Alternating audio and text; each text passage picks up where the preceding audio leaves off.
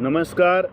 आज 6 जून छत्रपती शिवाजी महाराजांचा शिवराज्याभिषेक सोहळा मोठ्या प्रमाणात साजरा होतोय. खऱ्या अर्थानं हजारो वर्षाचा अंधकार दूर झाला आणि हिंदवी स्वराज्याचा भगवा डौलानं फडकू लागला. या रायगडाची 2 वैशिष्ट्ये मी आपल्यासमोर मांडत आहे. खऱ्या अर्थानं रायगड बांधण्याचं काम चालू होतं. रायगड बनत होता. रायगडाचं अर्धं काम पूर्ण झाल्यानंतर एके रात्री एक महिला दूध विक्रीच्या नादाने आपल्या त्या रायगडावरती आली होती. दूध देणं झालं होतं, पण त्यावेळेस तिच्या लक्षात आलं नाही की आपलं बाळ घरी एकटंच आहे. तिच्यानंतर लक्षात आलं की आपलं बाळ घरी एकटंच आहे. ते रडत असेल, तिला भूक लागली असेल. म्हणून त्या महिलेने पहारेकऱ्यांना विचारलं, मला जाऊ द्या, माझं बाळ घरी एकटंच आहे. त्यावेळेस पहारेकरी म्हणाले, महाराजांची आज्ञा आहे, आम्हाला असं कोणाला सोडता येत नाही. त्यावेळेस त्या महिलेनं अक्षरशः बुरुजावरून खाली उतरली आणि घरी गेली, सुखरूप पोचली आणि आपल्या बाळाला भूक आणि जेवण दिलं. आणि दुसऱ्या दिवशी राज्यभर चर्चा झाली आणि त्या महिलेला बोलवण्यात आलं. त्या महिलेला बोलवण्यात आल्यानंतर सांगितलं की तुम्ही नियमाचं पालन केलेलं नाही आहे, तुम्हाला शिक्षा होणार आहे. त्यावेळेस ती महिला म्हणते, माझ्या बाळासाठी त्याला भूक लागली असेल, ते घरी एकटं होतं म्हणून मी तो प्रयत्न करून ती गेली.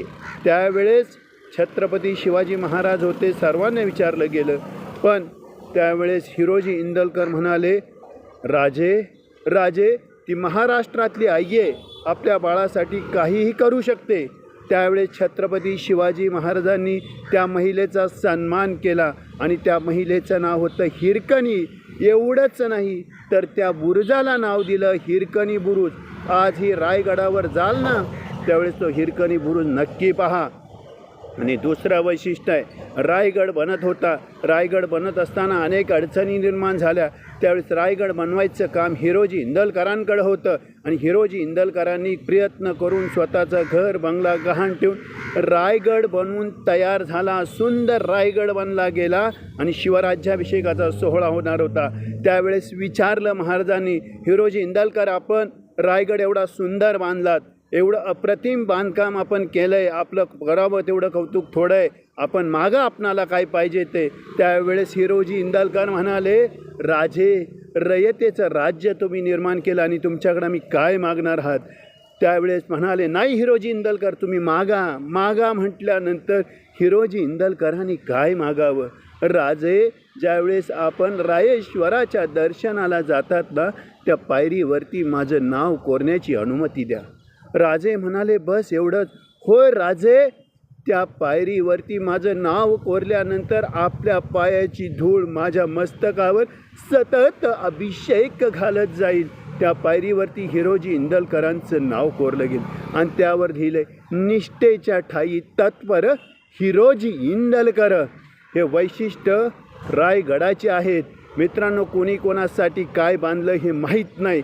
बक्षिसासाठी हात कलम केले गेलेत, पण माझ्या राजानं कधी तसं केलं नाही. आज 390 वर्ष झाले राजांचं वैशिष्ट्य आहे.